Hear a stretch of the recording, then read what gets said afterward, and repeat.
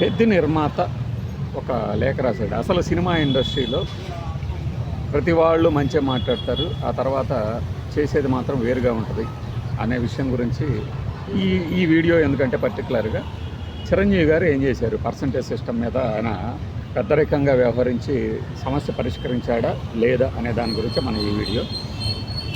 పెద్ద సినిమా రిలీజ్కి ముందు చిరంజీవి గారి దగ్గరికి ఎగ్జిబిటర్లు డిస్ట్రిబ్యూటర్లు వెళ్ళారు. ఎందుకు అంటే ఆయన కొడుకు సినిమాని ఆపుతామన్నారు కాబట్టి ఆయన ఏదైనా దీనికి పరిష్కారం ఇస్తారేమో అని. విషయం ఏంటంటే ఒక 2 వారాల తర్వాత అసలు కలెక్షన్లో ఉండట్లా, వీళ్ళు తర్వాత ఏమో థియేటర్ల నుంచి ఎత్తేస్తున్నారు సినిమాల్ని, కాబట్టి మాకు కలెక్షన్స్లో పర్సంటేజ్ ఇవ్వండి, రెంట్ అవసరం లేదు అన్నట్టుగా ఒక డిమాండ్ వచ్చింది. ఆంధ్రప్రదేశ్లో కూడా ఉంది, తెలంగాణలో కూడా ఉంది. కానీ తెలంగాణలో ఈ డిస్ట్రిబ్యూటర్లు థియేటర్ ఓనర్లు కొంతమంది ఒకళ్ళే అయినందువల్ల ఆ డిమాండ్ని బలంగా పెట్టారు.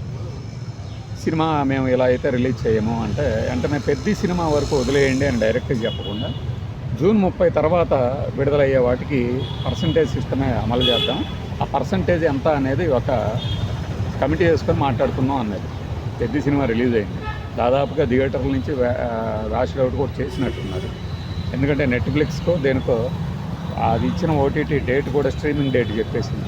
ఈ తరుణంలో ప్రతి ప్రొడ్యూసర్ ఒక లేఖ రాశారంట ఛాంబర్లకి, ఏమని, మా వల్ల కాదు ఈ పర్సంటేజ్ సిస్టమ్ అని. జూలై 3 నుంచి పర్సంటేజ్ సిస్టమ్ అమలు కావాలి అనేది ఒక వాళ్ళు తీసుకున్న నిర్ణయం. అయితే ఈయన నా వల్ల కాదు అనడం వెనక ఆంతర్యం ఏంటి? అసలు జూలై 3 తర్వాత ఎన్ని థియేటర్లు ఈ సినిమా రిలీజ్ ఆడుతుంది? పెద్ద సినిమా సింగిల్ థియేటర్లో అంటే ఇక్కడ తాము తీసుకున్న నిర్ణయానికి తామే కట్టుబడం అని చెప్పడం. చిరంజీవి గారు తన కొడుకు సినిమా భారీ బడ్జెట్ 350 కోట్ల రూపాయలు దీని బడ్జెట్ అమ్మింది అని చెప్పేసి చెప్తున్నారు. మరి అది రాబట్టుకోవాలంటే కలెక్షన్స్ విపరీతంగా రావాలి అంటే అన్ని థియేటర్లో రిలీజ్ చేయాలి అంటే వాళ్ళు ఒప్పుకోవాలంటే ఈ పర్సంటేజ్ సిస్టమ్ని కొద్ది రోజులన్నా ఆపగలిగి ఉండాలి, లేదంటే వాళ్ళకి నచ్చ చెప్పాలి. అదే చేశారు ఆయన. రిలీజ్ అయింది, కలెక్షన్స్ ఎంత వచ్చినాయో అందరికీ తెలుసు, టెక్నిక్ విల్లాలో ఉంటుంది, లేదంటే ప్రొడ్యూసర్లు వేసే పోస్టర్లోనే ఉంటుంది. 351 కోట్ల రూపాయలు కనుక షేర్ వసూలు చేస్తే అది లాభం కింద లెక్క. తర్వాత లాభమా నష్టమా పక్కన పెడితే, మరి ఇప్పుడు వచ్చేసి ప్రొడ్యూసర్ గారు నేను ఇక భరించలేను పర్సంటేజ్ సిస్టము సింగిల్ థియేటర్లో అంటే, పర్సంటేజ్ సిస్టమ్ జూలై 3 నుంచి కదా సింగిల్ థియేటర్లో వచ్చేది. అంటే జూలై 3 తర్వాత కూడా ఈ సినిమా థియేటర్లో ఆడుతుందని అంటే ఇక్కడ మెలిక పెట్టడం, మళ్ళీ దాన్ని అమలు కానియకుండా చూడటం.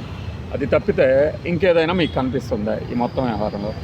అసలు ఒక సినిమాకి అంత బడ్జెట్, కనీసము భారీ బడ్జెట్ సినిమాలు 10 తీయొచ్చు 35 కోట్లతో ఒక్కొక్క సినిమాని. అవునో కాదో గుండెల మీద చేసుకుని చెప్పేవాళ్ళందరికీ తెలుస్తుంది. లేదు వీళ్ళు అబద్ధం చెప్తున్నారా బయ్యర్ల నెత్తి మీద చెంగేపించడానికి? ఇది ఇండస్ట్రీలో వాళ్ళే ఆలోచించుకోవాలి. వాళ్ళ గొప్పల కోసం, వ్యూస్ కోసం డిజిటల్ మార్కెటింగ్ పద్ధతులకు పాల్పడుతుంటాము అని దిల్ రాజు, తర్వాత పోస్టర్లో వేసే కలెక్షన్స్ ఫ్యాన్స్ కోసం అని చెప్పి ఇంకొక ప్రొడ్యూసర్, వీళ్ళందరూ చెప్పారు కదా. అయినా కూడా ఈ భ్రమంలో బతకడం ఏంటి? ఈ హిపోక్రటిక్ బతుకులు ఎందుకు? నిర్మోహమాటంగా మా సినిమా ఇంతే. నాగార్జున గారు ఈ విషయంలో సోగ్గాడే చిన్న ఆయనను ఏదో సినిమా విషయంలో బంగారరాజు విషయంలోనూ ఆ రిలీజ్ అప్పుడు చెప్పారు, మాకు అవసరం లేదండి ఈ టికెట్ రేటు, నాకు ఈ టికెట్ రేటు వర్కౌట్ అవుతాయి అని చెప్పారు.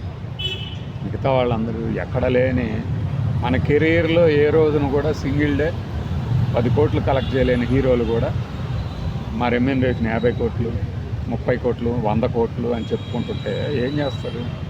నిజంగా ఒక మనిషి పేరు చెప్తే బిజినెస్ జరిగే రోజులు ఉన్నాయా? అసలు బడ్జెట్ అంతా. అందుకే జగన్మోహన్ రెడ్డి గారు ఆ రోజున అందరినీ పిలిచి బడ్జెట్, హై బడ్జెట్ వాల్యూస్కి మనం పెంచుతాం టికెట్ రేట్లు, కానీ provided that excluding of hero and director remuneration we will calculate or estimate the budget of the movie అని. అంటే హీరో డైరెక్టర్ ఇలా రెమ్యూనరేషన్ కాకుండా మిగిలిన బడ్జెట్ని మనం పరిగణించి లెక్కలోకి తీసుకొని అప్పుడు అది బడ్జెట్ పెద్దదా కాదా అనేది లెక్క పెడదాం అన్నారు. ప్రతి వాళ్ళు అప్పుడు సపోర్ట్ కొట్టారు. తర్వాత బయటకు వచ్చి తిట్టిచ్చారు కొంతమంది చేత. చివరికి వచ్చేసరికి ఏమైంది? మళ్ళీ కరెక్ట్గా అదే పద్ధతి కరెక్ట్ అని జగన్మోహన్ రెడ్డి పేరు చెప్పకుండానే ఆ పద్ధతిని ఫాలో అవుతున్నారా లేదా? ఎందుకు పెంచాలి టికెట్ రేట్లు? అసలు ముందు పెంచేస్తున్నారు అనే ఒక భావన జనాలను థియేటర్ దగ్గర రానియకుండా చేస్తుంది కదా. థియేటర్ దగ్గరికి రావాలంటే ట్రాన్స్పోర్ట్ ఛార్జీలు, వచ్చిన తర్వాత లోపల ఛార్జీలు, ఈ టికెట్ రేటు, భారీ బండా సినిమాలు ఇవన్నీ చేసి సినిమాని చంపేస్తుంటే దాని గురించి మాట్లాడుకోకుండా ఎంతసేపు పోయిన ప్రతి సినిమా ఏదో పెద్ద లెజెండరీ సినిమా లాగా ప్రేక్షకులదే తప్పైనట్టు బిల్డప్లు ఇస్తూ మాట్లాడతాం. మీరు అసలు పోయిన ప్రతి సినిమా చెత్త సినిమా, ఎప్పటి సినిమా అయినా కానీ.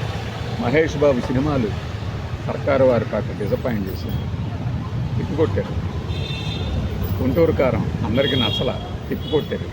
ఇది కృష్ణ గారి అభిమానిగా, మహేష్ బాబు అభిమానిగా మేము ఘంటాపదంగా చెప్పగలం. మిగతా ఫ్యాన్స్ని కూడా చెప్పించాం, మార్పు రావాలి. రాలేదనుకోండి ఏమవుతుంది, ఒకటి ఎక్కువ డబ్బులు పెట్టి టికెట్ రేట్లు పెట్టుకొని జుట్టు పీక్కోవటం వీళ్ళవంత అయితే, లాస్ వచ్చి కూడా అద్భుతమైన సినిమా తీసామని బిల్డప్ ఇస్తూ ఆత్మవంచన చేసుకుంటూ మనుషులుగా చచ్చిపోతూ ఉంటారు నిర్మాతలు వాళ్ళు. ఇది నిజమా కాదా? ఒక మంచి సినిమా అంటే 100 కోట్లే పెట్టక్కర్లా, 100 కోట్లే రాబట్టక్కర్లా. చూసినంతసేపు హాయిగా ఉండి, లేదు మిమ్మల్ని ఉత్కంఠకు లోను చేసి ఎలాంటి చెడు ప్రభావం కలగనీయకుండా చేసే ప్రతి సినిమా కూడా మంచి సినిమానే. వీళ్ళకి తెలియకనా అలాంటి సినిమాలు తీయలేక మానుకున్నారు చాలామంది. పెద్ద పెద్ద డైరెక్టర్లు అందరూ పాత సినిమాలు చూసుకుంటూ కాలం గడిపేస్తున్నారు. సింగ్ గీతం ఇది ఒక కాన్సెప్చువల్ సినిమా, సింగీతం శ్రీనివాసరావు గారిది. దానికి టికెట్ రేట్లు పెంచమని కానీ, మాకు ఇంత లాస్ వస్తుందని కానీ, పర్సంటేజ్ ఇవ్వాలని కానీ, ఇవేమన్నా ఎక్కడన్నా ఉన్నాయా? ఏ సినిమా కాకుండా పోయిందా? అన్ని సినిమాలు అలా ఎలా ఉంటాయి? మరి ఎలా ఉంటాయి? ఎవరు చెప్తున్నారు ఇలా తీస్తేనే మేము చూస్తామని చెప్పారు జనాలు? బాహుబలి వచ్చిన కొత్తలోనూ ముందో వెనకో కూలీ పేరుతో విజయ్ శ్రీదేవి తమిళ్లో సినిమా తీశారు, భారీ సినిమా, బండబడలేదా? అంటే మనం ఎవరినో చూసి ఏదో తీద్దాం అనుకుంటే కుదరదు. ఇందులో నిజంగా డెప్త్ ఉండి ప్రేక్షకుల్లో ఎక్కువ మందిని ఆకట్టుకోగలిగితే ఓకే. కానీ ఎక్కువ రోజులు షూటింగ్ చేయటము, క్వాలిటీ కోసం తప్పిస్తున్నామని చెప్పడము, అద్భుతమైన కాంబినేషన్ సెట్ చేసామని చెప్పడం, ఇది ప్యాన్ ఇండియా అనడము. ఏంటి పాన్ ఇండియా? నీ కథలో సార్వజనీనత ఉంటే, అంటే యూనివర్సాలిటీ, అందరినీ ఆకట్టుకునే గుణం ఉంటే అదే పాన్ ఇండియా సినిమా అవుతుంది. నువ్వు ఎక్కడ రిలీజ్ అయినా చూస్తారు. ఇదివరకు డబ్బింగ్ సినిమాలు చూడలేదా? ఘర్షణలు ఇవన్నీ డబ్బింగ్ సినిమా పాన్ ఇండియా అని ముద్రేస్తే చూసాము మనం తమిళ నుంచి తెలుగు. హిందీ సినిమాలను హిందీలోనే ఎలా చూడగలిగాం? కొన్ని పాత్రలు మన ప్రాంతాల్లో హైదరాబాదు, బాపట్ల, విజయవాడ, గుంటూరు కొన్ని ఏరియాల్లో హిందీ సినిమాలు చూసాం కదా. ఇవన్నీ పాన్ ఇండియా సినిమాలు కదా. అంటే ఒక్క లాంగ్వేజ్లో తీసి డబ్ చేసి ఒకే టైంలో రిలీజ్ చేస్తేనే పాన్ ఇండియానా? ఏంది పాన్ ఇండియా? ఆ పేరు పెట్టుకొని వచ్చిన ఎన్ని డాష్ అయిపోయినాయి, ప్రొడ్యూసర్లు ఎత్తిన బండలు పడ్డాయి. వర్ణాలు అనుష్కతో తీశాడు కదా పీబీపీ ప్రసాద్. చేత వీళ్ళకి తెలుసు కూడా మన కళ్ళకు గంతలు కట్టాలని చూస్తారు. ప్రొడ్యూసర్ని ఎత్తిన బండ. ప్రొడ్యూసర్లేమో హీరోయిన్లతో సరదాగా షికార్లు తిరగొచ్చును, లేకపోతే జనం ముందు పోజులు కొట్టొచ్చును, ఆ హీరోతోనే సినిమా తీశానని చెప్పుకోవడం కోసము లేనిపోని భేషజాలు. నువ్వు ఎవడివిరా మా ఇండస్ట్రీ గురించి అని మాట్లాడే వాళ్ళందరికీ ఒకటే సలహా, మేమే ఇండస్ట్రీకి అసలైన మహారాజ పోషకులం, ప్రేక్షకులం. కాబట్టి మా మాట మీరు వినకపోయినా మీకు వినిపిస్తారు సినిమా తాలూకు రిజల్ట్ని బట్టి. ఈ కోణంలో ఆలోచించినప్పుడు పెద్ద సినిమా రాసిన లేఖ అనేది అసలు ఆయనకి ఎలాంటి ఇది ఉందని రాస్తాడు. జూలై 3 నుంచి అమలు కాబోయే దాని గురించి ఆయన సినిమా నాకు తెలిసి జూన్ 20 కల్లా మొత్తం ఎత్తేస్తారు. ఎక్కడ చూసినా ఎక్కడో ప్రతిష్ట కోసం ఎక్కడన్నా లాగుతారేమో మోకులు గట్టి, కానీ తప్పు కదా. అందుకే కృష్ణ గారు అంతకుముందు మీ సినిమా పోయింది అంటే అందరికన్నా ముందే చెప్పేవాళ్ళట. తొందరగా తీసేయమని చెప్పడం కాదు, తీసేసినా కూడా సూపర్ హిట్ సినిమాలు 49వ రోజు, 92వ రోజు, 78వ రోజు ఆడుతున్నా కూడా, ఆ రోజుల్లో మొక్కులు కట్టి ఆడిచ్చే ఇది ఉన్నా కూడా లేపేస్తే సైలెంట్గా ఉండేవాళ్ళు, పోనీయండి అన్నట్లు. ఆ చరిత్ర కృష్ణ గారి నుంచి చూసి నేర్చుకొని ఇప్పటికీ పాఠాలు నేర్చుకోవాలి. ఎవరికి కావాలి మన భుజకీర్తులు, మనం పెట్టుకునే స్టార్లు, జనం ఇచ్చే స్టార్స్ కదా కావాల్సింది. నారాయణమూర్తి గారి సినిమాలు ఎన్ని రోజులు ఆడితే చాలు కదా, ఆయన బడ్జెట్ కానీ చాలు. నేను ఇలానే తీద్దాం అనుకుంటున్నా, తీస్తాను. ఏం పోనీ మీరేమన్నా 100 కోట్లు ఖర్చు పెట్టించేమన్నా ఇది అయ్యారు? ప్రొడ్యూసర్లు ఏమో రోడ్డును మట్టం, మీరేమో హీరోలు నిజంగా హీరోలాగా పోదులు కొడుతూ తిరగటం. ఇది పోదా? ఇండస్ట్రీలో పోతుంది. ఆర్టిఫిషియల్ ఇంటెలిజెన్స్ తీస్తున్న సినిమాలు వస్తున్నాయి కదా. మొన్న ఎవడో పెట్టాడు ఒక కామెంట్, వారణాసి సినిమాకి 1000 కోట్లు బడ్జెట్ అట, 350 కోట్లు ఎంతో అడిగారట ఓటీటీ రైట్స్, వాళ్ళు ఎవరో ఇవ్వమన్నారట, ఏం చేయాలో అర్థం కాక జుట్టు పీక్కుంటున్నాడు రాజమౌళి అని ఒకటి పెట్టాడు ఫేస్బుక్లో. నేను వాడికి చెప్తున్నా, రేస్ నీకేం తెలీదు, సావదు, నువ్వు నోరు మూసుకుని కూర్చో, ఓకేనా? 350 కోట్లు కాదు, ఒకవేళ ఆయన 350 కోట్లే కనుక అనుకుంటే సొంతంగా ఒక ఓటీటీ క్రియేట్ చేసి వదులుతారు, దాంట్లో ఇది చూసుకోండి అని చెప్పేసి. అప్పుడు ఇంకెవ్వడికి ఏ రాయల్టీ ఇవ్వక్కర్లేదు కదా. రామ పొలవర్మ చేయలేదా ఇంత పని? ఒక ఏదో సుత్తా సినిమా ఒక దాన్ని తీసి వదిలేరు కదా, ఆయన డబ్బులు ఆయనకు వచ్చేసినాయి. ఇది కూడా చేస్తారు, అర్థమైందా?